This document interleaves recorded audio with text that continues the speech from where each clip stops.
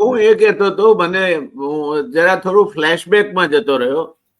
Sir Prabhashankar પટની સાહેબ પાસે એક ખેડૂત રાવ લઈને આવ્યો હતો કે હું મારા વર્ષો નબળા ગયા એટલે રાજનું મહેસૂલ ભરી શક્યો નહોતો અને વેપારીનું દેવું હતું. આ વર્ષ સારું ગયું એટલે વેપારીના દેવા પર વ્યાજ ચડતું હતું એટલે મેં ભરી આપ્યું. રાજ્યનું દેવું હું હપ્તે હપ્તેથી ભરી આપીશ એવું મેં બાંહેધરી આપી છે. છતાં પોલીસ જમાદાર મારી જપ્તી લઈને આવ્યા છે અને અમને બહાર કાઢી મૂક્યા છે.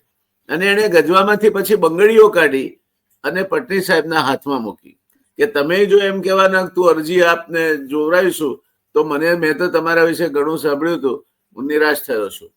અને પટની સાહેબને તાવ હતો, એમણે પોતાનો ડ્રેસ બદલ્યો અને એક અંગ્રેજ ઓફિસર રેવન્યુ અધિકારી તરીકે ભાવનગર રાજ્યમાં હતા, કોપ કરીને એની ઓફિસમાં ગયા અને પેલાનો હુકમ કરાવ્યો એટલું નહીં, એને પોતાના ગામડે જવા અને આવતી વખતે જે ખર્ચો થયો તે પૈસા એના ગજવામાં મૂક્યા કે લે આ તારા આવવા જવાનો જે ખર્ચો થયો તે. સાહેબ આ વહીવટ કહેવાય અને આ રાજકીય સૂઝ કહેવાય.